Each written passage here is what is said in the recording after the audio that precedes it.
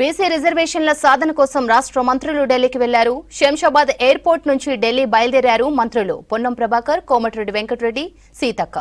BC రిజర్వేషన్ల పెంపు కోసం కేంద్రంపై ఒత్తిడి తెచ్చేందుకు 3 రోజుల పాటు నిరసన కార్యక్రమాల్లో పాల్గొననున్నారు మంత్రులు.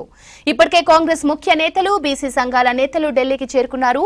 42% బీసీ రిజర్వేషన్ల బిల్లుకు అసెంబ్లీలో మద్దతు ఇచ్చిన బీజేపీ ఢిల్లీలో అడ్డుకుంటోందని మంత్రి పొన్నం ప్రభాకర్ ఆరోపించారు. ముస్లింల పేరు చెప్పి బీసీ రిజర్వేషన్ల బిల్లును అడ్డుకునే ప్రయత్నం చేస్తోందన్నారు. మరోవైపు కాసేపట్లో సీఎం రేవంత్ రెడ్డి కూడా ఢిల్లీకి వెళ్లనున్నారు. రేపు ఢిల్లీ జంతర్ మంతర్ దగ్గర కాంగ్రెస్ ప్రజా ప్రతినిధులు ధర్నా చేపట్టనున్నారు.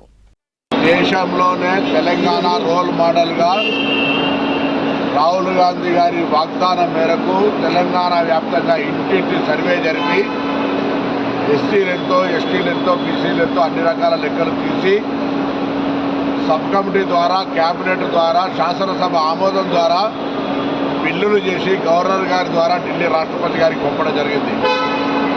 శాసనసభలో మద్దతు ఇచ్చిన భారతీయ జనతా పార్టీ ఢిల్లీకి వెళ్ళిన తర్వాత ముస్లింల పేరు మీద కాలండం పెట్టే ప్రయత్నం జరుగుతూ ఉంది. తెలంగాణలో ఉన్నటువంటి ప్రతి రాజకీయ నాయకుడు బలహీన వర్గాల రిజర్వేషన్లు ఇవ్వాలనే ఆకాంక్షించి సామాజిక న్యాయం కోరుకునే ప్రతి వ్యక్తి ఈ 3 రోజుల పాటు ఢిల్లీకి రావాల్సిందే, కేంద్ర ప్రభుత్వం ఒత్తిడి తేవాల్సిందే.